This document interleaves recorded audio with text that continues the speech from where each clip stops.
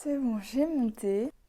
Cette vidéo est un des plus gros coups de tête de toute ma vie. Bon les amis, aujourd'hui il n'y aura pas de générique, rien, je vais foncer directement dans le tas. De toute façon, vous l'avez vu au titre, ça va pas être quelque chose facile à tourner, à dire, à expliquer. D'ailleurs, je suis en pyjama actuellement, j'avais vraiment pas prévu de filmer ça, mais j'avais besoin de parler. Bon, je vais commencer directement. Comme vous l'avez vu au titre, je souffre de TCA. Donc les TCA, c'est quoi? Ce sont les troubles du comportement alimentaire. Je pense que si je vous parle de l'anorexie ou de la boulimie, vous verrez directement de quoi je parle. Ce sont les deux cas les plus connus. Évidemment, ça ne s'arrête pas là. Il y a plein d'autres variants, mais j'y reviendrai par la suite. Tout d'abord, pourquoi je fais cette vidéo? Tout simplement parce que je pense que j'ai besoin d'en parler et de me livrer, de poser des mots sur tout ce qui m'arrive. Ensuite, pour mes proches, parce qu'ils comprennent pas tous la situation, ce qui est tout à fait normal parce que je vais parler ici de maladie mentale. Quand on ne le vit pas, on ne peut pas le comprendre et même quand on le vit, c'est très compliqué à appréhender. Puis aussi, beaucoup de personnes de mon entourage ne sont absolument pas au courant de ce que je vis. Beaucoup se demandent pourquoi j'ai arrêté de sortir, pourquoi je vois plus mes amis, parce que l'excuse du Covid,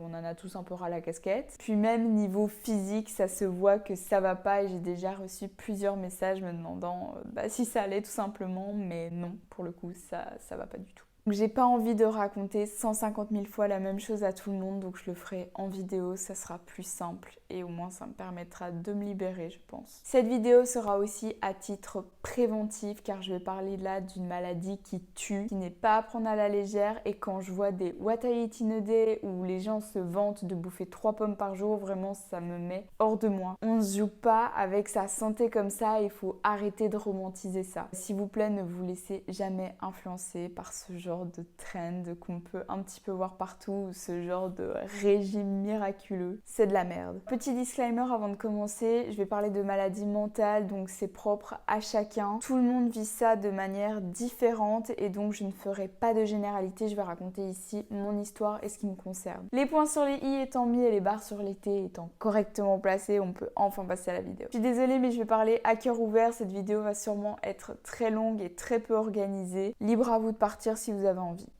Je souffre de troubles du comportement alimentaire depuis maintenant 5 ou 6 ans, je ne sais pas trop, c'est pas quelque chose qui se décide, disons. D'ailleurs, on ne s'en rend pas toujours compte quand on est dedans, c'est souvent avec le recul ou via des proches qu'on se dit « Eh merde !» Déjà, à savoir, j'ai toujours eu un rapport au corps très compliqué. J'ai eu des formes avant mes amis et quand t'as 10 ans et que tu comprends pas ce qui t'arrive, tu complexes. Ensuite, j'ai grandi et j'ai jamais été spécialement mince ou grosse. Je crois que j'ai peut-être été en surpoids un moment et encore, je suis même pas sûre, j'avais peut-être un IMC de 24. Bref, donc c'était assez compliqué et quand je suis arrivée en 3e secondaire, donc vers mes 13 ou 14 ans, là, j'ai commencé à vraiment complexer. Je voulais absolument maigrir et mon body goal, très clairement, c'était la maigreur. Je n'aimais pas du tout les formes et j'acceptais pas le fait d'en avoir. Je voulais être super grande, fine, toute plate, limite la mode des japonaises. Et en plus c'était une période où je regardais énormément de séries où les filles elles étaient plates mais comme ça et ça ne m'aidait absolument pas à m'accepter. Parce que je me comparais tout le temps. Pour vous situer, je faisais peut-être 1m58, 59 pour 63 kg. Donc je voulais maigrir mais j'avais absolument aucune volonté. J'avais la flemme tout simplement. J'aimais pas le sport, je mangeais super mal. Donc c'était 2-3 collations par jour. Alors il n'y a aucun mal à manger des collations par jour, sauf que moi c'était la gaufre au chocolat, le bueno. À 4 heures je passais par la boulangerie pour prendre le croissant ou le pain au chocolat, l'éclair, tout ça. Puis le soir il y avait souvent la glace en dessert et le grignotage aussi à côté. Le matin c'était les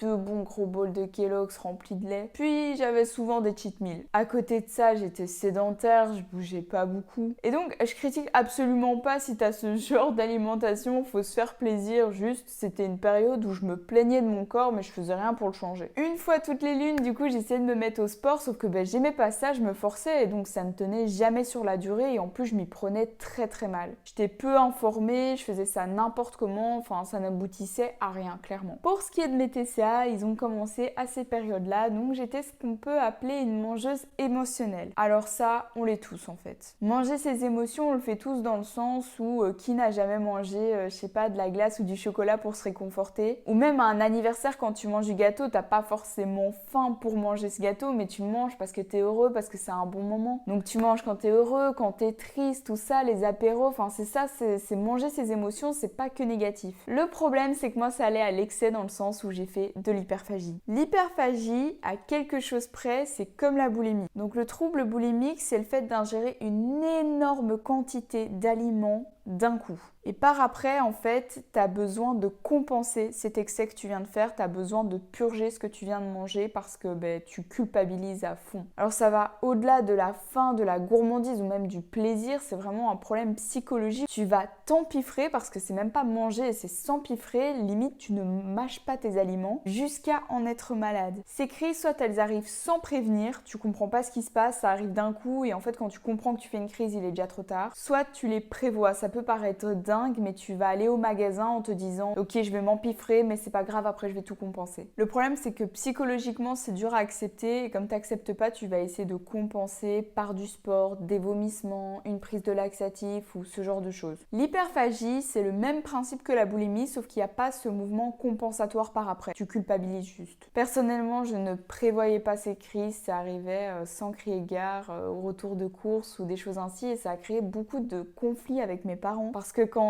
tu reviens des courses que tu as fait pour toute la semaine et que sur 30 minutes j'avais tout bouffé, c'était problématique. Alors avec ces crises, comme ça a un besoin de se remplir immédiat, tu vas pas prendre le temps de cuisiner ou quoi, tu prends tout ce qu'il y a, quitte à mélanger du chocolat, de la menthe et du fromage. Tu peux même jusqu'à ingérer des trucs congelés sans même essayer de les mâcher, c'est vraiment incroyable, c'est impressionnant. En fait, t'es absent et tu penses juste à ta crise. Alors s'il vous plaît, n'allez pas à vous dire « Oh bah à Noël, je fais de l'hyperphagie parce que je m'empiffre et je me rends malade. » Ou je fais de la boulimie parce que le lendemain, j'ai fait du sport pour compenser. » Non, là, je vous parle d'un réel trouble psychologique qui est récurrent. C'est pas de l'ordre de c'est arrivé une fois, c'est un véritable mal-être. Je pense qu'à ce moment-là de ma vie, j'avais ces crises parce que j'essayais beaucoup de régimes, j'étais énormément frustrée et donc il y avait des moments où mon cerveau il se disait ouais non c'est pas possible, mange. C'est pour ça que je vous dis toujours les régimes ça ne sert à rien, il faut faire des rééquilibrages alimentaires, c'est-à-dire de manger de tout sans se priver. Il faut juste apprendre à se faire plaisir autrement, etc. Mais ça j'ai déjà fait des vidéos sur le sujet. Bref, les régimes. À la poubelle. Suite à ça, quand j'étais en 5e secondaire, je pense vers l'âge de 16 ans, j'ai commencé à vraiment me reprendre en main et à me mettre au sport. Je me suis énormément renseignée, je me suis intéressée à la nutrition et cette fois je faisais les choses bien. Je prenais le temps et j'essayais plus de faire ça à la va-vite pour avoir des résultats le plus vite possible. Pour avoir des résultats, il faut que ça soit un processus lent, c'est ça qui tiendra le mieux sur la durée. Donc au début, je faisais du sport 3 fois par semaine, c'était surtout du cardio et du HIIT, puis je me suis rendu compte qu'il fallait plus que je me dirige vers de la musculation pour avoir de réels résultats. Je faisais des programmes sur internet, puis tout doucement j'ai commencé à avoir des changements physiques et je me sentais bien dans mon corps. J'avais toujours des petites crises d'hyperphagie, mais ça se raréfiait disons. Mais mon problème a pris une toute autre envergure parce que j'ai commencé à faire de l'orthorexie à partir de ce moment-là. À force de se renseigner sur la nourriture, l'industrie de la bouffe, tout ça, tu te rends compte vite de toutes les saloperies qu'il y a partout et tu te dis bah merde, c'est effrayant. Je regardais vraiment beaucoup trop de documentaires et je suis tombée dans une obsession de manger sainement, c'est ça l'orthorexie. Beaucoup de sportifs ou de gens qui se lancent dans la nutrition en souffrent sans même le savoir. Bon, c'est pas le cas le plus grave qui puisse t'arriver, mais c'est vrai que ça peut vite devenir gênant. Donc ce n'est absolument pas de l'anorexie, ce n'est pas une question de calories, l'orthorexie, tu t'en fous des calories tant que tu manges clean. Et c'est à partir de cette période-là que j'ai commencé énormément à m'intéresser à la cuisine et qui est née une passion si je puis dire. J'adorais tout faire par moi-même mais au-delà de ça j'étais vraiment intéressée par les glucides, les lipides, les protéines, les associations intelligentes qu'on pouvait faire dans les repas, tout ça. En soi au début c'était cool, il y avait même rien de mal là-dedans, c'est juste que c'est un petit peu parti en cacahuète après, disons. Donc à ce moment-là, je comptais même pas mes calories, mais je faisais du sport, je mangeais bien, donc franchement, j'avais des bons résultats physiques et j'étais plutôt fière de moi. Un beau jour, les amis, est arrivé ce qu'on appelle le coronavirus, et alors là, c'est le début de ma chute aux enfers. Yes! Pour vous faire un petit rappel, quand j'avais 13-14 ans, pour 1m59-60, je faisais 63-64 kg. Tandis qu'avant le corona, à mes 17 ans, je faisais 1m64 pour 57 kg. Je faisais du sport 3-4 fois par semaine, j'étais musclée, je mangeais bien, je faisais des petites soirées de temps en temps, je me privais pas, je vivais ma best life. Sauf qu'avec le confinement, comme tout le monde, je me suis dit pourquoi pas me reprendre en main encore plus. J'ai voulu prendre soin de moi, de mon corps, de mes cheveux, avoir une routine. Donc qu'est-ce que j'ai fait en prime abord? C'est que je suis passée de mes 3-4 séances par semaine de sport à 6. Et de plus, il n'y avait plus de soirée, donc plus de raison de manger des petits écarts. Alors là, par contre, je me suis vraiment enfoncée dans l'orthorexie où je n'osais vraiment plus rien manger d'industriel. Et comme une débile, toujours avec mes documentaires, tout ça, je suis tombée sur le jeûne intermittent et je me suis dit « Oh mais Nina, pourquoi pas faire le jeûne intermittent ?» Mais quelle bonne idée! Donc, le jeûne intermittent, c'est une méthode qui consiste à manger sur une fenêtre horaire plus courte. La plus connue, c'est la méthode 16-8, c'est-à-dire que tu manges sur une fenêtre horaire de 8 heures et puis tu jeûnes pendant 16 heures. Donc imaginons, tu vas dîner à midi, ton déjeuner, tu le prends à 16 heures et tu soupes à 20 heures et après tu ne manges plus. Le but n'est pas de perdre du poids, c'est juste un mode de vie qui t'aide à mieux digérer, qui te permet de mieux te concentrer, etc. Mais ça ne convient pas à tout le monde. Alors moi, je voulais pas faire les choses mal, donc avant de me lancer là-dedans, j'ai voulu bien faire les choses et j'ai commencé à compter mes calories.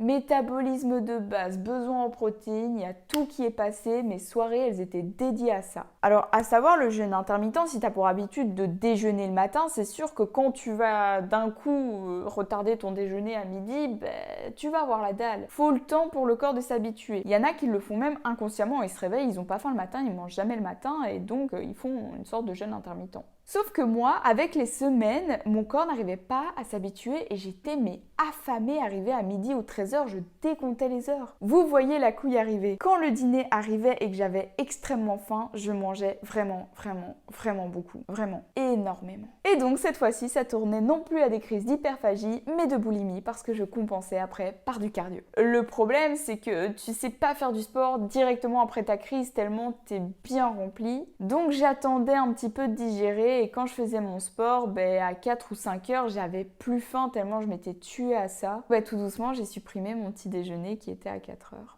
Alors un jour je suis montée sur la balance et en fait à ma plus grande surprise j'avais perdu du poids, ce qui était logique en soi parce que oui je faisais des crises mais je les compensais et en plus j'avais plus que 2 repas par jour. Qui dit déficit calorique dit que j'avais perdu du poids. Alors le poids ça veut dire tout et n'importe quoi, ça sert à rien de se peser mais j'ai eu un énorme sentiment d'euphorie sur le coup. Donc je pense qu'à un moment je suis descendue jusqu'à 54 kg et c'est devenu une obsession, je voulais pas reprendre et donc mes journées se résumaient au sport, au jeûne, aux documentaires sur la nutrition. Je ne faisais plus que ça, à tel point que même quand on a pu commencer tout doucement à ressortir, moi je restais quand même enfermée chez moi. Fin juillet, je devais partir en vacances avec ma famille, on devait partir en France et j'étais super mal dans ma peau alors que j'avais perdu encore du poids, je faisais 51 kilos. Mais l'être humain est un éternel insatisfait et j'étais absolument pas contente et je voulais perdre encore plus. Le problème est que qui dit vacances dit apéro, dit moins de sport, fini le jeûne aussi parce que les repas du soir souvent ça tardait jusqu'à 1 heure ou 2 heures. C'était une cata psychologique, clairement. Pour compenser un minimum, j'essayais de faire 10 à 12 000 pas par jour. Je regardais tout le temps mon téléphone pour être sûre d'avoir fait mes pas. Généralement, j'arrivais en fin de journée parce qu'avec les visites, tout ça, ça matchait bien. Rentrée en Belgique, j'étais super mal dans ma peau. J'avais l'impression d'avoir pris 10 kilos alors que pas du tout. Mais mentalement, je voulais maigrir. Donc je suis retournée à mes anciennes habitudes de jeûne, de sport. Je faisais toujours autant de crises de boulimie. J'avais toujours autant de frustration. Bref, mais rien ne change au fait que je suis quand même arrivée en septembre à un poids de 49 kg, je pense, c'était fin septembre. Et alors là,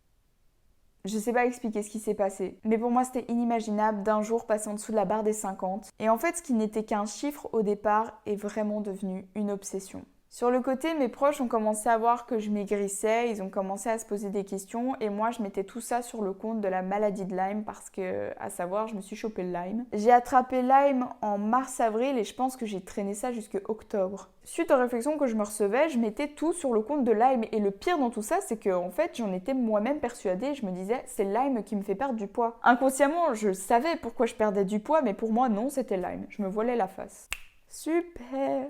Mon poids s'est un petit peu stabilisé, enfin pas très longtemps parce qu'il y a eu le deuxième confinement. Alors là, vers novembre, j'ai commencé une énorme déprime. Ça allait pas du tout à tel point que j'ai été voir une psy qui m'a diagnostiqué une dépression. À savoir, en septembre, j'étais nouveau ressortie, je m'étais réhabituée à des soirées, j'étais très fière avec mon poids, je vivais ma best life de nouveau. Il y avait les cours qui avaient été repris en présentiel, je commençais ma nouvelle vie dans le sens c'était le supérieur, tout ça. Et d'un coup, j'ai été cassée par ce confinement, comme tout le monde en fait. Et mon cerveau, il a pas été préparé du tout à ça. Il s'est dit, what the fuck, qu'est-ce qui se passe? Je crois que le changement, il a été trop brusque et j'ai pas du tout accepté et j'ai vraiment broyé énormément de noir et je me sentais très seule. Je continuais toujours autant le sport, mais j'avais arrêté le jeûne par contre, j'en avais marre en fait, je crois. Et je me souviens que j'ai eu du mal à l'arrêter parce que c'était limite une phobie de manger après 20h du soir ou quoi, alors qu'une calorie qui soit 23h ou midi, ça reste une calorie. Ce n'est même pas qu'au soir tu vas moins brûler, pour dormir tu brûles de l'énergie, tout ça, donc tu peux te manger un gros repas le soir. Le seul risque c'est de, oui, mal digérer et donc mal dormir. Mais tu ne vas pas stocker plus parce que tu manges le soir. Bref, ce qui s'est passé c'est que à force de broyer du noir, de pleurer tout le temps, d'être mal, H24, triste, en plus c'était l'hiver,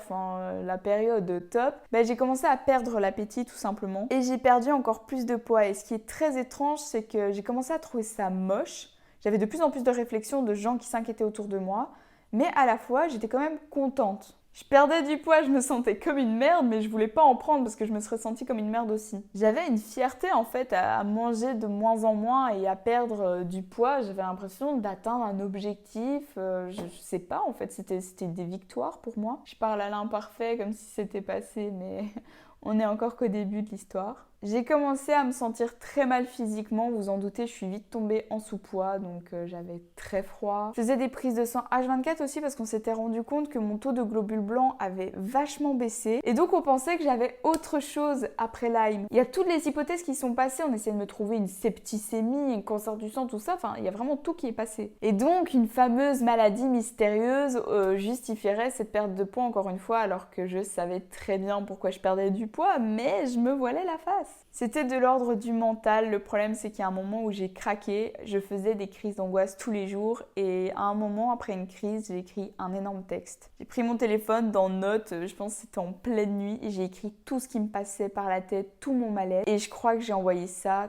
3 semaines plus tard à ma maman, c'était après le Nouvel An en tout cas, mais je n'ai pas relu ce texte. Je savais que si je relisais, j'allais me dire oui non c'était un petit coup de mou, c'était un down, tu le pensais pas. Sauf que des downs, c'est pas possible, j'en ai vraiment tous les jours. Et donc pour pas me dégonfler, je n'ai pas relu ce texte, mais quand j'ai vu la réaction de ma maman, j'ai décidé de relire plus tard et après je me suis dit waouh, ok, t'as vraiment écrit tout ça. Si je l'avais écrit, c'est que je l'avais pensé. Et là, c'était pas facile. Ça a vraiment été un signal d'alerte pour ma maman, un signal que mon inconscient envoyait en soi parce que j'étais dans le déni. Et là, ma mère a décidé d'en parler avec mon père, des médecins, tout ça, et on m'a très rapidement diagnostiqué une anorexie mentale. Tous les maux, les maladies qu'on essayait de me trouver depuis des mois, c'était juste du mental et rien d'autre. Alors au début, je l'acceptais pas du tout, j'étais là, non, je souffre de boulimie, mais pas d'anorexie. D'ailleurs, j'ai toujours fait partie de ces personnes qui disaient « moi j'aime trop la bouffe, jamais je pourrais m'arrêter de manger ».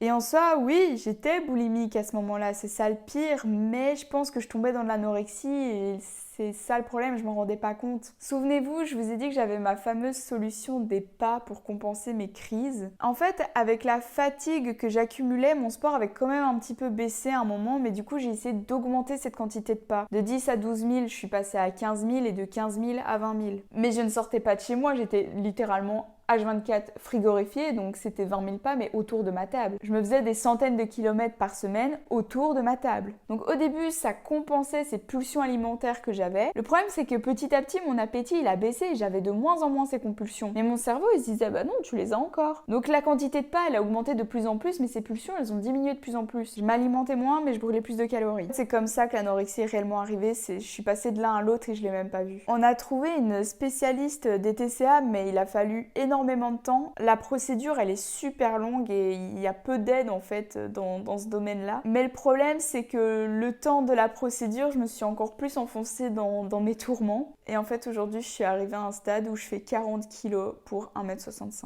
Je suis en dénutrition. Clairement, j'en subis les conséquences à l'heure d'aujourd'hui. Je suis actuellement à la recherche de mon système immunitaire, il est pas là. J'ai des problèmes cardiaques, la tension n'en parlons pas. Mes cheveux, ils ne poussent plus. Ma mèche, c'est une catastrophe. Je pense que vous l'avez vu depuis le début de la vidéo. Mais à savoir, ma mèche, ça fait des mois et des mois que j'y ai pas touché. Elle pousse juste super lentement. Mes cheveux se cassent et je les perds partout. Mes ongles se cassent aussi. Pour ce qui est des pas, je vous ai dit 20 000, mais je suis arrivée aujourd'hui à 30 000 voire 35 000 par jour. Je sais pas faire moins, sinon je fais une crise d'angoisse. J'ose plus manger avec des gens, même avec mes parents. J'ai toujours le besoin de m'isoler. En parlant d'isolement, je supporte pas la solitude, mais j'ai besoin d'être seule. Je pense que là, c'est clairement la maladie qui veut m'isoler des gens, et donc il y a la Nina qui veut revoir des personnes, mais la maladie qui dit ouais non. J'arrive plus à reconnaître mes sensations de faim, et donc je sais pas manger si j'ai pas un minimum faim. J'attends d'être affamée. Limite, je suis tombée accro à cette sensation. C'est-à-dire que je déjeune quand il est 14h.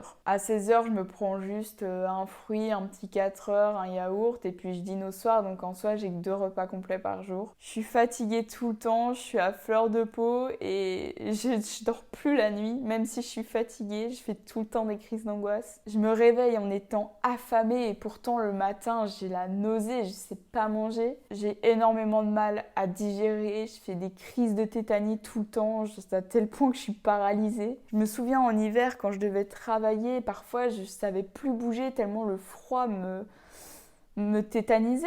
J'ai mal partout tellement mes os ressortent et je fais de l'aménorrhée aussi, ça fait 1 an que j'ai plus mes règles. Tout simplement parce que là, mon corps, je ne vis plus, j'essaie de survivre littéralement. Et le pire dans tout ça, c'est que j'arrive pas à m'arrêter. Les troubles du comportement alimentaire, c'est pas que des critères physiques, parfois c'est dû à des traumatismes, on est loin du critère de beauté. Faut arrêter de croire que l'anorexique c'est la fille super mince et la boulimique obèse, ça peut être tout à fait l'inverse. C'est vraiment de l'ordre du mental, c'est irrationnel. Il y en a qui ont des problèmes avec l'alimentation mais qui n'ont pas de problème avec leur physique, pour vous dire à tel point c'est compliqué à comprendre, mais il y a énormément de clichés sur cette maladie-là. Je déteste mon corps actuellement, mais je suis tombée accro en fait à voir ces chiffres baisser sur la balance. L'anorexie, souvent on l'appelle Anna, on la personnifie comme ça. Comme je vous l'ai dit tantôt, Anna elle veut m'isoler alors que Nina elle veut revoir des gens. Et ce qu'elle fait aussi, c'est qu'elle se sent bien dans un corps qui est malade. Et c'est horrible parce qu'à la fois je me sens bien dans ce corps mais je le déteste. J'ose plus voir mes amis, j'ai limite développé une anxiété sociale et il me manque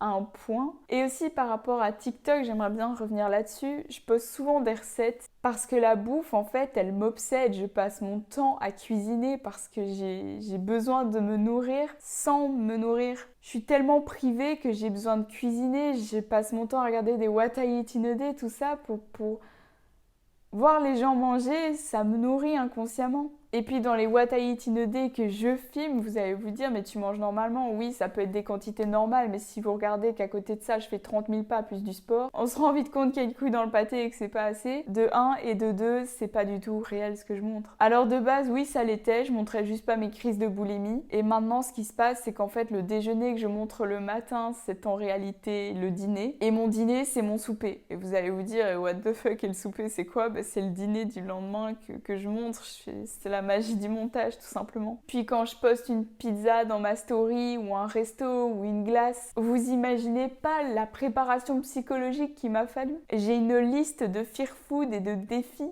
et pendant 1 semaine je me suis questionnée à est-ce que je vais y arriver à manger cette glace ou ce biscuit. Là, ma vie d'avant, elle me manque, mes amis me manquent, mes sorties, mes soirées. Et cet été, je sais même pas si je pourrais reprendre ce rythme parce que je suis à 1 kg de la sonde nasogastrique. Le pire, c'est d'être conscient de tout ça, mais de pas savoir s'en sortir tout simplement parce que c'est une addiction. C'est comme un fumeur, il sait que c'est mauvais, mais il continue. Et à chaque fois qu'il veut arrêter, il se trouve des excuses. Pareil pour un alcoolique, c'est la même chose. En fait, je suis matrixée par la maladie. Et en fait, j'espère juste que cette vidéo, je pourrais la regarder un jour en me disant « Oh putain, Nina, t'as réussi à te sortir de là ». Et c'est vraiment éprouvant ce que je vis au quotidien parce que en fait je me bats, mais je me bats avec moi-même, avec mon propre mental, et en plus d'être fatiguée physiquement et d'être faible physiquement, je le suis aussi mentalement. Je vous demande pas de comprendre, je demande à personne de comprendre parce qu'encore une fois c'est de l'ordre du mental et c'est irrationnel, mais j'espère juste que à travers cette vidéo, certains vont se rendre compte qu'ils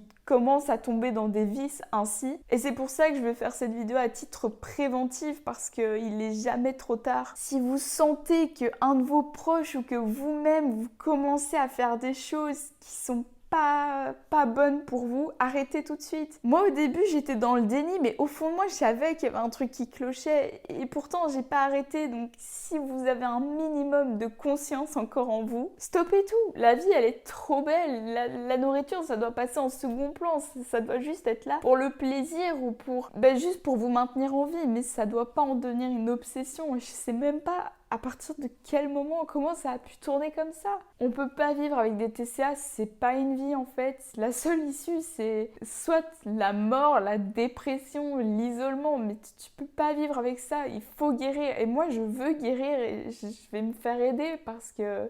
Enfin je me fais aider actuellement, mais c'est dur parce que la guérison c'est le pire. Quand tu penses avoir touché le fond, en fait, tu l'es pas encore. Quand t'es en plein dans la maladie et que t'es dans le déni, tu te sens juste fort et puissant et t'as l'impression d'avoir le contrôle. Mais c'est pas toi qui as le contrôle, c'est la petite voix dans ta tête. Et donc, quand tu te rends compte que tu veux guérir et qu'il va te falloir te battre contre toi-même, c'est là que ça devient vraiment dur et que le combat commence. Ça peut paraître surprenant pour beaucoup, je sais pas si j'en ai choqué et qui se sont dit « What the fuck, Nina ?» Mais oui, je souffre d'anorexie mentale. J'aimerais bien faire une dernière aparté concernant le sport. Je compensais surtout par mes pas ou par du cardio, mais pour ce qui est de la musculation, je compte vraiment essayer de reprendre du poids par ce biais-là. J'ai jamais fait de la muscu dans le but de perdre du poids. D'ailleurs, si tu prends du muscle, tu prends du poids. Donc là, mon but, c'est vraiment de me refaire une shape, de reprendre du poids, autant du gras que du muscle et juste de revivre normalement, de reprendre du plaisir à cuisiner et pas combler une frustration. Et j'aimerais bien pouvoir reprofiter de tous ces moments de vie, de snacks, de resto, de soirées et de plus angoisser. Et donc voilà, je sais pas comment finir cette vidéo, c'est peut-être un peu brutal comme fin. Mais voilà, je pense que j'avais vraiment besoin de la faire, ça a été un énorme coup de tête, mais je suis contente de l'avoir tournée. Si vous êtes arrivés jusque là, félicitations et merci de m'avoir écouté. Et sur ce les gars, alors oui, je suis du genre à donner plein de conseils en mode happy life et bien-être et je suis la première à pas les appliquer, vous allez vous dire ça, ce qui est logique. Mais on dit souvent, c'est toujours le célibataire qui donne les meilleurs conseils en amour, là c'est... Je sais pas comment me considérer en fait. La fille qui souffre, qui donne des conseils bien-être. Enfin voilà, j'ai tout dit. Sur ce, je vous fais plein de gros bisous les amis. Et je vous dis quand même à une prochaine parce que j'arrêterai pas ma chaîne là. Bisous.